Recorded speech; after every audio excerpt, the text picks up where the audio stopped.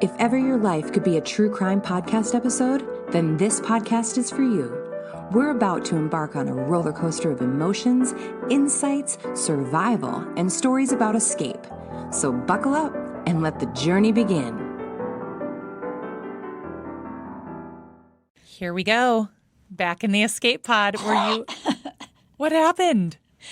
Like you said, are you ready? I'm like, and then this big phlegm ball decided to make its way into my throat. So sorry about that. Hi, Julie. It's all good. Hello, Charity. We are Julie and Charity, your escape pod co-hosts. Welcome in, folks. We are happy to have you listening again this week. What are we escaping from? Today, right now, I'm escaping from narcissists. Ooh. Like real, certifiable narcissists, not just... like people who think a lot of themselves. You just use that as an insult for somebody. No, this is actually like probably diagnosed, well diagnosed. Yeah.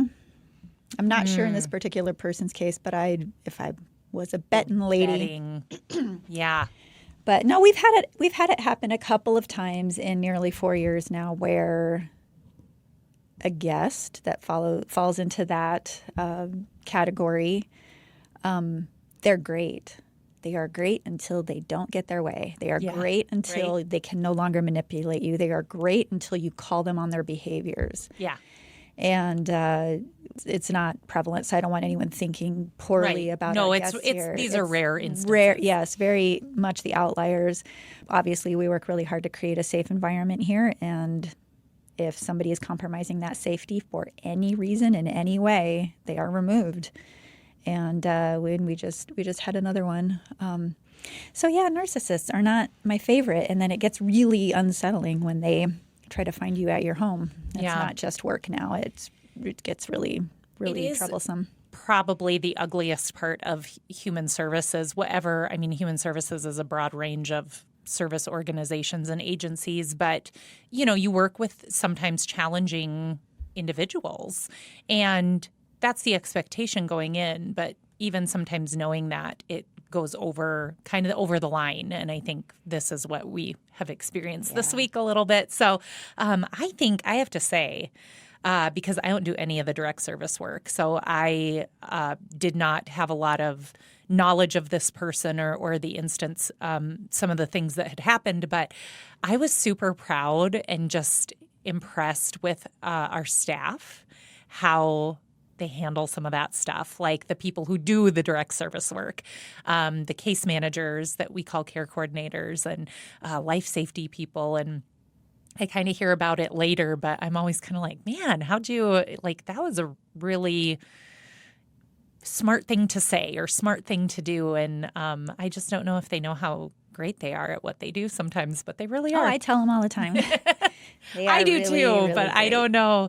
I think it is in those hardest moments that really some of their skills shine. That's the silver lining in a pretty bad situation. So, all right. So escaping narcissists. Listen, school's back in session. So guess what I'm escaping? Drop-off lines. I was going to say traffic lines, but I knew there was a different name for it. Yeah. So I wasn't even in the drop-off line. I was in a parking lot, and somebody wanted to turn left during the busiest time of day, where it is so hard in that spot. When it's quicker to just turn right and go around the block, right? 1,000 times. Okay. I'm like, literally, you have sat here. I was in a position where I could go a different way, so I didn't have to wait for them to turn either direction. But I sat there as I was waiting for my child to come. I was like, oh my gosh, that person's really, they're really trying to turn left. And I'm still waiting. So I'm watching and I'm like, oh my gosh, when are they going to figure out that they should just turn right? And I bet they sat there for 5 to 10 minutes, turned right, and then turned right back into the parking lot to try and turn left again. Are you kidding? I'm not kidding. I think they were trying to be polite to the people behind them that were going to turn right. But I'm like, literally, you go down a block or two and you'll get where you're going. We don't live in such a big town that like a 5-minute detour or whatever. I think this person probably sat in the parking lot trying to turn longer than any other way to do it. we are so reliant now upon GPS, telling us where to go. And if you don't have that phone telling you, because it's not going to route you a nonsensical way where it's like taking into those traffic factors and patterns into consideration.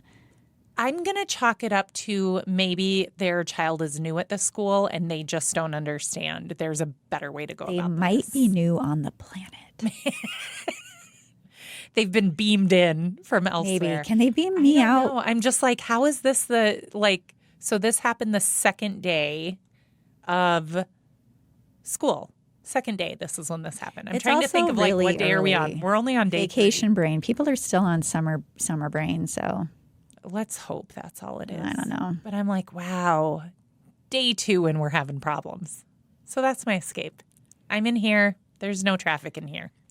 So we have an odd topic today, a disturbing topic. I know like a tiny bit about this case. have a feeling it's a horrific story. I have a feeling that when I start it, you're going to think a certain aspect of it that it's horrific. Mm-hmm. And then I anticipate that you will change exactly what is classified as horrific by the end of it. Okay. All right. This is one of those ones that does level a lot of explanations into the behaviors and choices that some people feel like they need to make. Okay. So, like when your life has only bad choices, essentially? Is that what you're referring to? We were talking a couple days ago when I was researching a case of human trafficking, sex trafficking. Mm-hmm. And she killed her captor. Yeah. Mm-hmm. And I'm like, what choice did she have? What choice did she have? And she just got sentenced to 11 years in prison. So I'm going to work on a story on that. I have really hot takes and lots of opinions on that one.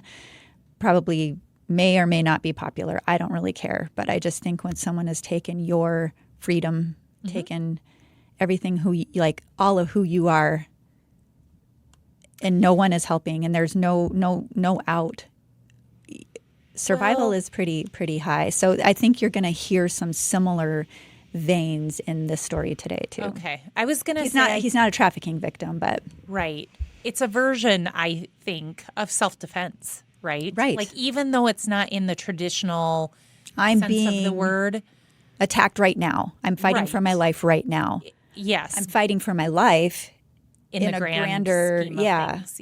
Yeah. Okay. It's horrible. So this is the case of Anthony Templet.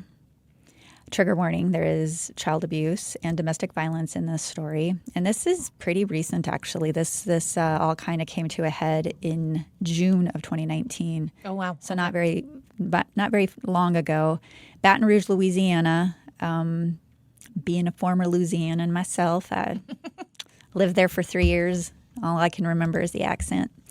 But so here's how it goes. 17-year-old at the time, Anthony Templet, he calls into 911. Dispatchers get all kinds of crazy calls. Mm-hmm. Very much so. And this one, he said, I just killed my dad. What do I need to do? I shot him 3 times. Ooh. So can you imagine blood chilling? Yeah. Oh my gosh, what are we dealing with?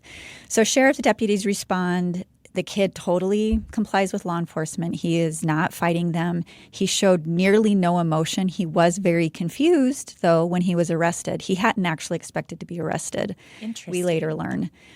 He tells detectives that later. He's just like really confused. So investigators go into the house. They discover 2 revolvers, one in the kitchen, another one in a bedroom, lying cocked and loaded on the bed, along with the boy's father, Bert Templet, in a pool of blood in the hallway. But he was still breathing, and so they took him to the hospital. So when detectives spoke with Anthony, it was clear in the interrogation room video that he had no idea what to expect. He had never gotten to watch those shows, or he had no idea. This was a completely new territory to him. He was confused, but he was oddly calm. Okay. And later I'll tell you why that probably was. But for now, it's kind of throwing investigators into a loop because this kid he has no record whatsoever. They don't know who this kid is. And he's not fitting any profiles that they've worked with before. Okay. So they were just as confused as he was. Told them that it was just him and his dad living in the house and that they had a, quote, troubled relationship, end quote. He did not like his dad one bit, clearly. Okay. His father, Bert, was said to, quote, hold things over him and insult him, end quote. He had been searching through Anthony's phone, Bert did, and discovered that he'd been in communication with Susan. And Susan was Anthony's stepmom who'd recently left Bert due to domestic abuse around 6 months prior. He flew off the handle because he'd forbade Anthony to talk to Susan. Okay. Anthony claimed that Bert had started hitting him, and he got away, locking himself in Bert's room where he had access to guns. He grabbed two to protect himself as his father was trying to break down the door. And having been at the other end of a door getting broken down, I told you that story before. I can imagine how that feels. See, it's still starting to get a lump in my throat already. Damn brains. Okay. But I had no weapons to protect myself in that case, or my life could be really different right now. So Anthony was terrified. He tells detectives he believed his life was in danger. So he opened that door, he took the offensive, and he shot his father. That's his story. 3 shots fired, 2 hit his father. Then he went and called 911. Okay. After he was arrested, he told detectives he just wanted the abuse to end and he didn't see any other way. It is clear at this stage of the investigation, law enforcement had serious doubts that Bert had been abusive. They're not really buying his story. First, there was no record of abuse. Okay. Second, that's hard. Yeah. Second, Anthony was so emotionless. And my guess is they were thinking he was like a sociopath or something. Right. So things aren't going well for Anthony. I'm going to write myself a note because I can't remember if I actually wrote it in the story, but it's going to be important. Okay. So, all right, thanks. All right, so Bert had sustained significant damage to his brain. So his wife eventually pulled the plug and took him off all life support 4 days after the shooting. And because of this, the Assistant District Attorney Dana Cummings of East Baton Rouge, Louisiana, upgraded charges against Anthony from attempted manslaughter to manslaughter. Okay. Now the investigators, with seemingly contradictory information, they began combing the neighborhood as well as spheres of influence, family, friends, et cetera, to try to piece together what is this kid's story? What's his backstory? And it was really weird because nobody seemed to know Anthony in the neighborhood or really anything about the family. So usually you hear things like, oh, they were so nice. We can't believe this happened. They were great neighbors, whatever. Or we heard fighting all the time. Yeah. Or they seem like a loving family, blah, blah, blah, putting on the show. But not in this case. In fact, neighbors said Bert was odd and off and strange, appearing drunk oftentimes. And Anthony was said to be very withdrawn. And we will find, had very good reason to be. Okay. So when investigators speak with Susan, so ex-wife or, separated wife, she shared some interesting information. She said when they got married, Anthony would light up when she paid attention to him. Her son, Peyton, said that Anthony was not allowed to be around or be by himself around his dad, and he never wanted to come out of his room. So people told investigators that Bert loved his son, but Anthony despised his father. Susan reports that Anthony never showed any emotion. He was just a flatline. During the interviews, he did show some body language that seemed like he may have been on the spectrum. But after hearing the full case, my guess, unprofessional, unqualified guess, is that it was something else. Anthony himself said he's capable of having feelings for people, just not his father, due to the abuse that he endured. Interesting. So the problem is they still have no evidence of abuse, and they're looking at this point. Okay, but the separated wife left because of... It'll come out. Okay. Yeah. But you're right. Yep. Okay. Yep. There's more coming. There's more coming, I promise.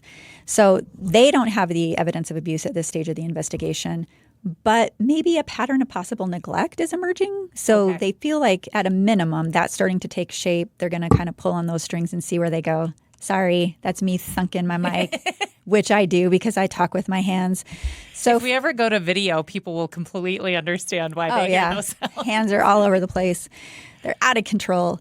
For instance, this is one of those things that really led them to start to think neglect. When they asked Anthony his date of birth, he said September 13th, but he wasn't sure if he was born in 2001 or 2002. This is my son's age. This is crazy. He did not know his address. He could not tell them what his street address was. He was 17 years old, so this baffled investigators. But on the upside, it did make ADA want to dig in more and not rely on just surface information. Like, something's up here. Was he going to school? Nope. Okay. Nope, he wasn't. Okay, interesting. Good question. Yeah. And I will get to that. So defense attorney Jarrett Ambo sought out this case, and he took it pro bono. And I remember him saying that he believes his clients, quote, are good people who do bad things, end quote. Okay. So he starts investigating the claims of domestic abuse and the self-defense claim. It was hard to get Anthony to open up and share, so Ambo had to kind of go around him and start talking to other people. So now you've got investigators and you have this defense attorney trying to piece together what is going on because this kid is like a vault. And Susan, of course, was a good place to start. She said Bert was a project controls engineer making like six figures, $100,000 a year plus, was a good provider, but that he did have a control streak. Mm-hmm. He'd had cameras installed all over the property, allegedly to keep his family safe, but she didn't know what he was trying to protect them from. She thinks it was more of a control thing. He had apps in their cars and on their phones, so he would know where they were at all times, like even if their car engine was running. So very freaky that he had to know where they were at every moment. In fact, one time Anthony got employed at a greenhouse owned by one of their neighbors after much insistence by Bert. Bert called his supervisor one day to inquire why Anthony hadn't moved for 20 minutes. So he's been watching the app. Anthony hasn't moved for 20 minutes. And his supervisor says, well, he's fertilizing some pots. So he's standing at the counter doing that. So she was really creeped out by that. Yeah. I didn't even know what to say to that. So he's paranoid. Mm-hmm. And he's paranoid for a reason. So tangent for a moment, relevant to this greenhouse job. Bert had pestered the neighbor to hire him, but the guy wanted to meet Anthony and vet him first. Mm-hmm. I mean, obviously. Normal. Yeah, so they met, and anytime Scott, the owner, would ask a question of Anthony, it was Bert who would answer. Okay. He had to be in control all the time. Mm-hmm. So now Anthony has this job, but he has no idea how to fit in. He has not been socialized. Oh. As coworkers would talk to him, it became painfully obvious he could not read or understand social cues. No, I don't mean read. Read. Oh, like yeah. He couldn't understand social cues. Yep, I'm following. He didn't understand references to pop culture, movies, anything like that. What a high five was. Like, he had no idea about any of these things. He didn't know if he had any grandparents or any relatives. Well, he doesn't know his own birthday. Right. He said he was homeschooled, but he couldn't tell anyone what grade equivalent he was in. Huh. His supervisor, her name was Elena Fennell. She started growing more and more suspicious, and she took him under her wing because he did not seem to have a mother figure in his life, which was accurate. She started doing some digging too. So now you've got several people like trying to help this kid out. She went back to Anthony's job application and figured out that Bert had filled it in for him, citing that he was attending a prep school. It was total BS. The prep school was nothing but a website that sold standardized tests. So she followed the link and went and looked it up. It wasn't even legit. Okay. As it turns out, Anthony was never homeschooled. His only lessons that he ever received came from Susan while she was living in the household. But Bert limited it to what he was allowed to learn. Anthony reasons later that it was, quote, easier to control a dumb person than a smart person, end quote. So he was smart enough to figure that out. Yeah. He may have been uneducated, but he was not an idiot. Right. So he could read, he could write his letters, he could do very basic math, but that was about the extent of it. But Elena, his supervisor, didn't stop there. After she heard about the shooting, she believed there was more to it than the media was claiming, which was what the media was saying was that he was a privileged white boy who got mad and shot his dad. Blah, blah, blah. And she's like, nah, I don't think this was random. I don't think it was unprovoked. He'd never been out of his house before in her assessment in working with him. Mm-hmm. And so she also wondered if he was neglected, why he didn't even know his mother or her name. Like, just things weren't adding up. So she set her sights on actually trying to find Anthony's mother. Oh. She's like taking it way far, which I love.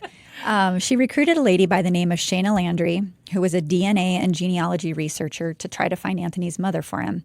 Shayna was really good at solving DNA puzzles, as she put it, and she solved a mystery after she solved a DNA mystery in her own life. So the jail wouldn't allow her to get a DNA test, and there was absolutely no trace of Anthony online, so she started digging into Bert. Okay. and discovered records of assault charges, some felonies, some misdemeanors, but one was assault with bodily injury of a family member that just so happened the same year Anthony was born. Huh. So Shayna taps a private investigator friend of hers to go to Houston, Texas, where this assault was filed, and search for more details about the victim in DV cases. Okay. Super smart. She ends up finding her through linking the name Natasha, also tied to the victim through Facebook. Turns out Anthony had a sister he had no idea about. So Natasha contacts her mom. Mom gets in touch with Shayna, who asks her if she knew Anthony Templet. And Teresa Thompson is her name, tells Shayna that her son has been missing for 11 years. Oh, my. And sends her the missing boy poster she'd made after he disappeared, presumably stolen by Bert. Holy cow. Yeah. Well, that explains his need to know where you are all the time. Creepy. So this was a game changer for Anthony. Bert had made Anthony believe Teresa was a junkie who didn't care about him. And they arranged for some phone calls. Shayna told him he had a brother, a sister, and a mother. Oh, this is so sweet. And we talked to his mom for the first time in 11 years. He asks, "Is this real?" Oh. And she says, "I've been looking for you since the day he took you off the back porch." Wow. He was out there playing and he just swiped him. So Shayna contacts law enforcement to share what she's learned about Anthony's situation. But he wasn't listed in any of the missing child databases. So there weren't any warrants for kidnapping in Bert's name. So Mom's story wasn't holding water at this point. Okay. So now they're like, So now let's go to Teresa for a moment. She met Bert when she was going through a divorce, when her other kids were 9 and 12. She'd waited on Bert one day in a restaurant. They hooked up. She moved with him to Houston and pretty quickly started noticing some red flags. It does not take long with people with control issues like that. She claimed that she had to have all her attention on Bert. She recalls a time when she was making dinner, not paying attention to him because she's focusing on making food. He got angry and aggressive, broke a stool. She claims he was also a heavy user of cocaine and said the longer she was with him, the smaller her world became, and that she was a victim of, quote, Bert's moods, end quote. Ooh. She describes how he was super controlling, how he beat her. She was beat so badly one time that she was bedridden for a week. And of course, like we hear so many times, she stayed with him out of fear, and then she found out she was pregnant. Beatings continued even while she was pregnant, sometimes with a knife. This is when he was jailed for DV for 6 months in Houston. She called 911 one time after he beat her and stole the baby. And she described Bert as a good manipulator. He talked his way out of police interactions.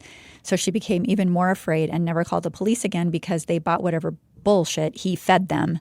So why should she even try? Right. He would gaslight her. He would act like nothing ever happened. And I've been subjected to that. It does mess with your head. Like, am I actually doing these things? Like you start to really, anyway, good people do. They start to really doubt that is my version of reality right? Like it's really hard. But the abuse included molestation. Her granddad was an alcoholic and also abusive. Her dad was that way. So Teresa seemed to just kind of attract the same kind of guys that were prevalent in her family. And, of course, that's a tale as old as time. Now, all of this is coming out, and Jared Ambo, the defense attorney, believed Anthony was perhaps maybe justified in his actions.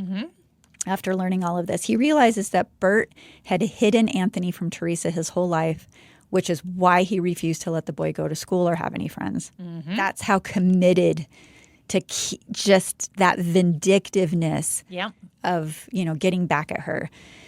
Anthony was indicted, however, on the charge of second-degree murder, meaning that he intended to kill his father, and a grand jury concluded the same. So he was moved from a juvenile facility to the adult justice system after the indictment. I couldn't believe this part. I mean, we were joking earlier about people driving here and being from a different planet maybe. This kid had literally never been out of his house. He doesn't understand social cues. He's never been socialized. And now he's being placed in a very violent environment with super street smart criminals. Rough. I don't like that. Ambo knows, like, he's really taken this personally. He knows it's now going to have to go to trial, so he starts trying to prepare Anthony for that inevitability. And Anthony's terrified because he doesn't think they'll treat him fairly, and he really believes he was justified in his actions. He says he didn't necessarily want to kill his father, but he just didn't want his dad to kill him first. Right. Yeah. He believed that if he shot his father, the medics would come and treat his dad and rescue Anthony from the abuse forever. That's why he was so logical about it. And that's why he was so confused. Like, why am I being arrested? Yeah. You need to rescue me. Why am I being arrested? Yeah. So Ambo now is determined to try and find the proof of abuse so he can save Anthony from going to life in prison. And this kid's whole life, his identity were stolen from him. A life in prison would just be a tragedy. He keeps digging. He learns a whole lot more about the abuse that this family endured. Teresa was so afraid of Bert. She would tell, actually, she would write it on little sticky notes and hide them around her house. If anything ever happens to me, Bert did it. Ooh. She'd hide him around. One night, a friend of Bert's came pounding on her door telling her to run, that Bert hired him to kill her and she needs to leave now. She started to run, but Bert showed up pretending like nothing ever happened. He would hit her with plates, pull her hair out of her head. One time she said he even did this in front of her parents. They fled and took Teresa with them, but Bert refused to let Anthony go. She fled Houston without her son, determined to find another way to get him back. So it's just really, really horrific. Teresa kept at it, though. She got a protective order against Bert. She had a hearing to get custody of her son. But Bert skipped out on the hearing, taking Anthony with him. So Teresa goes after him and papers the neighborhood where Bert's parents lived, assuming that's where he ran off to. Okay. She knew her son was there, but they would not let her in. So Bert's parents were part of the problem. Bert had probably convinced them she was a junkie, same as he did with Anthony. She finally gets him to court in Baton Rouge, and they make Bert hand Anthony over to Teresa. Okay. So good news. But he was very vindictive, so she kept her guard up, always waiting for the other shoe to drop, kind of how we're all feeling around campus right now with our friend here. Eventually, people came to where Teresa lived with an order to take Anthony while she was out one day, and her mother was babysitting, and a cop just took him. They had paperwork. Her mom didn't know what to do, so she handed him over. No one knows what he showed to the cops to get them on his side because Teresa had custody. And later they learned that, so here's what he did. He brought a suit in a different jurisdiction that issued him temporary full custody of the child, not knowing what had already been ruled on. Oh. They didn't talk. The jurisdictions didn't talk. So he had legitimate paperwork, but it was filed under false pretenses. And it's very expensive to file a lawsuit. So many people don't have the resources or the energy to keep fighting, and Teresa simply fell into that category. She didn't have the social capital. She didn't know how she was going to fight Bert. So in light of all that was being uncovered in this case, the judge reduced Anthony's bond so he could at least access mental health support. But letting him out of jail after 6 months came with a lot of stipulations.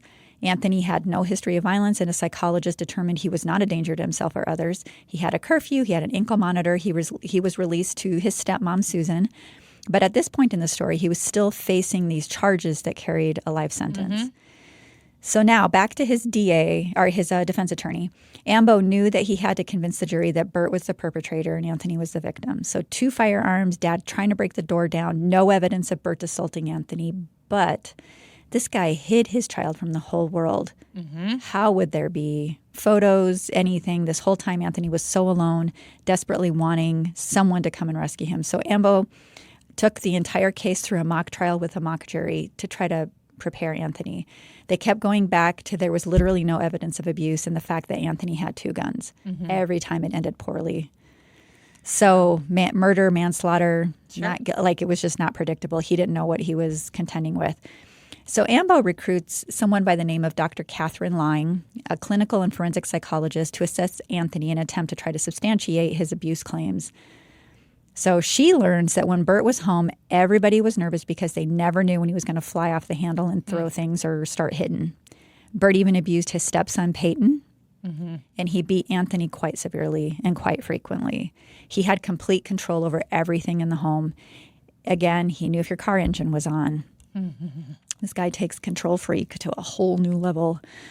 Susan corroborated these claims, admitting that the verbal abuse was every other day against her biological son.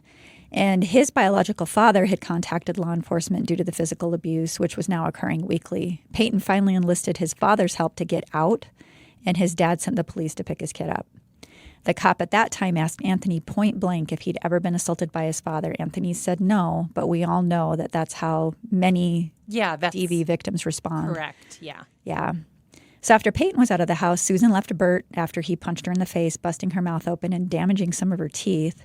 And she left the very next morning. But once again, just like Teresa, was too afraid to take Anthony with her, thinking Bert would kill her if she tried. Next morning, she went to the police department to file a restraining order, report the domestic abuse. Investigators now were sure they were on the right track. They found records of domestic abuse dating back to the 90s with a strong link between alcohol and the violence. Okay. So they're getting closer. The doctor further discovered that after Susan left Bert, he really started drinking even more heavily every day to the point of drunkenness. Okay. A case of beer every day became the norm. Anthony also said he became super religious, claiming that Anthony was evil and demonic. Anthony would stay in his room as much as possible because everything he did seemed to upset Bert, just his mere existence. He just tried to be as invisible as possible. He was allowed no friends, no social contact with children ever. He never saw a doctor. He never saw a dentist. Bert just made sure there was no record of this kid anywhere. So now that Susan had attempted to free herself from Bert's grasp, law enforcement starts going to his house to serve him the order of protection from Susan. And that was when Bert started keeping loaded guns at the ready. Bert wouldn't come out of the house.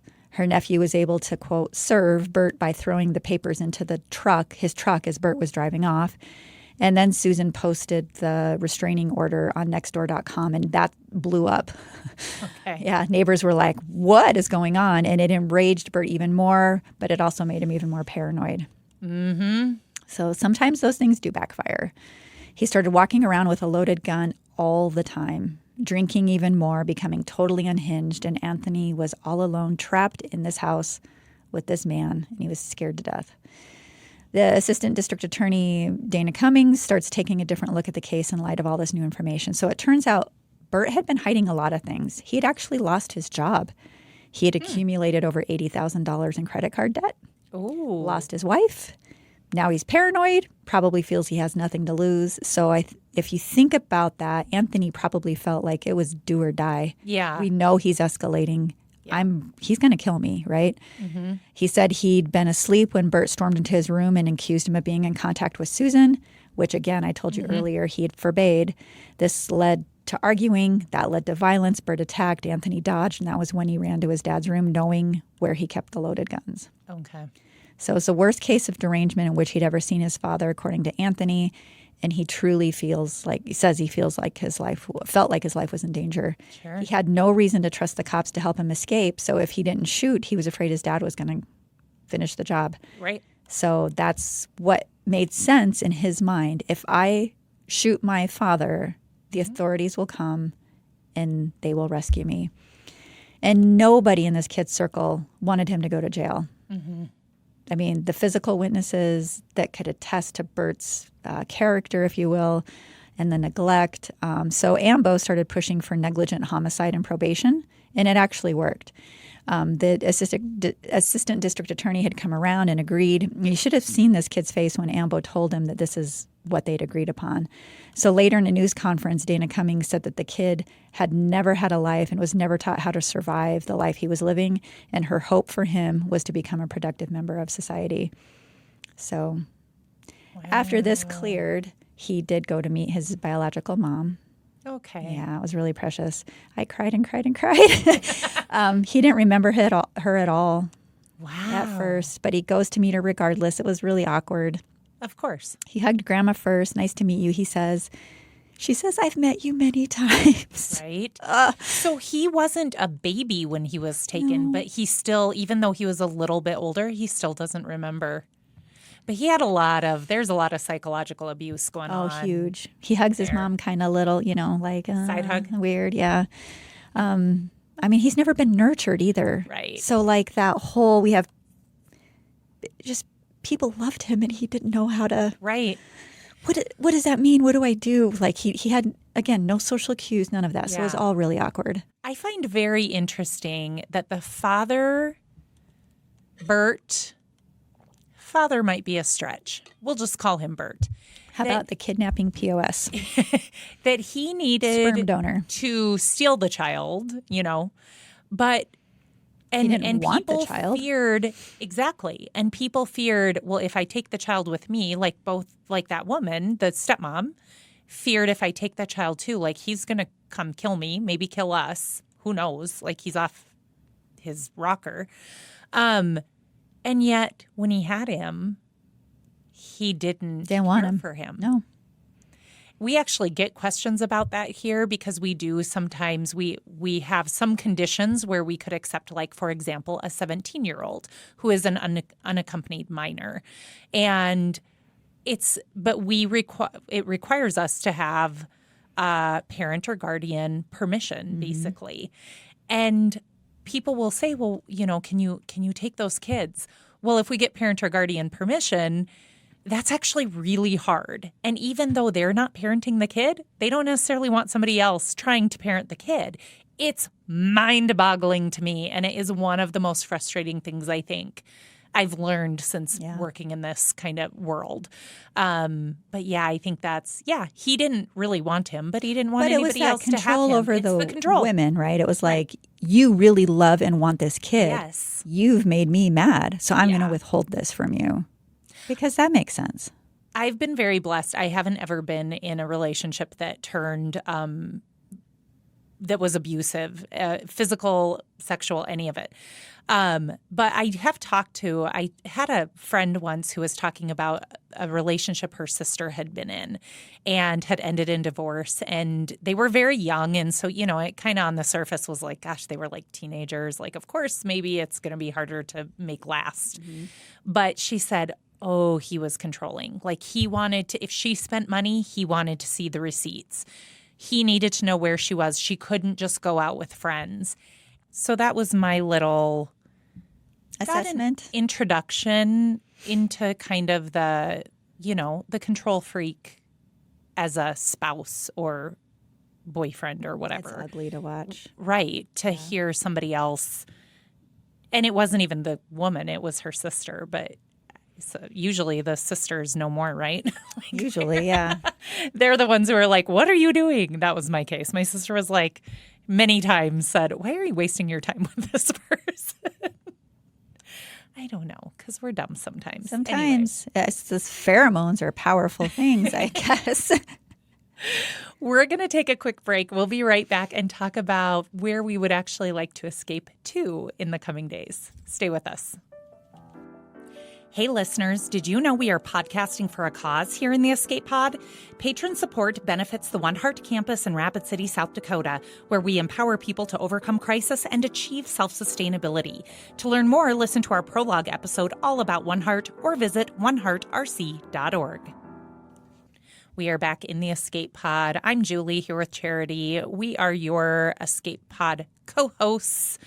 Hopefully you've listened to a lot of episodes and that's nothing new to you. If you haven't, get going. We need those downloads. You said you have an update during the break about Anthony and his whereabouts today. I did. So 2 months after his prison release, he's now doing normal things. He finally knows how to show emotion. He began crying when she asked him what normal things means to him. Like, it's so meaningful because this kid has a life. He just wants to be happy and move on. He's working on his education now, getting his GED. He says it's super hard. He's had a series of jobs. He's just like getting out there and trying to adapt to society and build up and experience everything that was denied him for those first 17 years. Well, in normal cases, normal quote unquote, normal childhood, your brain isn't developed till you're in your mid-20s. So imagine the brain development and the stunted growth in that was happening. Right. for many years. So that's really, really tragic. I'm glad that he ended up a happier ending. Yeah. Yeah. For him and the people who lived in fear. And Bert is off the planet, so he can't hurt people anymore. Yeah. Also a bonus. There is a tiny part of me that thinks, okay, what happened to Bert in his previous of course, life? Always. But, yeah.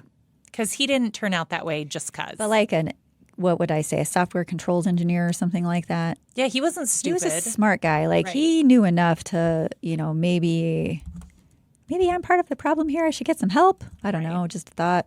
But no, when you're the smartest person in the room, that's hard to do. When you're a control freak, you can't admit fallibility, right? Right. Because you're always measuring all the other people, so you can't be fallible. Yeah, that's hard. All right, what are you escaping to, ma'am? It's been a hard week. I wish I could say a drink or something, but I can't do that. Or like a nice cup of caffeinated tea, can't do that. So what am I escaping? I guess I'm just going to go work on a presentation that I'm going to be doing next week. That sounds like I know that sounds like work, escape. But it's a really, really exciting project. And this is going to be meeting with bigwigs in the community and some VIPs. Yeah, pitching them on the idea. And it's really remarkable. So I'm excited. I'm excited to share that. I'm excited to roll that out. And I like doing things like that. So excellent. Yeah. Well, I am simply escaping to, I think, a couple of days without extra stuff with my family before next week when all the extra things start popping up. So, I think school started for our kids this year earlier probably than it ever has in the August calendar. Yeah. And I'm not completely opposed to that. However, then I still want the activities to hold off for like a couple of weeks just because it's hard to get back in the groove. They held off a week and then next week everything starts. And so I do not miss those days. Right? My escape is simply to home without probably tonight having to leave again, and tomorrow night probably not having to leave once I'm home. And next week, that will be right out the window. So I'll just embrace it while I have it. Tell the folks where they can listen to us and how they can help us out. Well, you can certainly help us out by rating, reviewing, and subscribing wherever you listen to your podcast. You can go straight to our website, too, at escapepod.live and actually do a review and subscribe there. That would be great. I just learned that the other day. Kind of cool. Mm-hmm. KB put it all together, and then I just trusted it was out there. But I was looking at it. I'm like, this is actually really nice.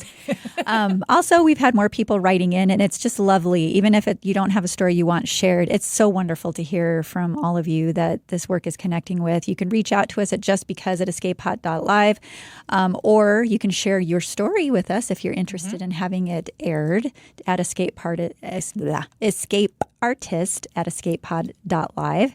And who knows, we just might share your story on a future episode. Yeah, maybe you have a story of escaping somebody who was a narcissist or overly controlling or whatever the case may be. And you can share how you managed to do it and the freedom that comes along with that. So please do. Okay.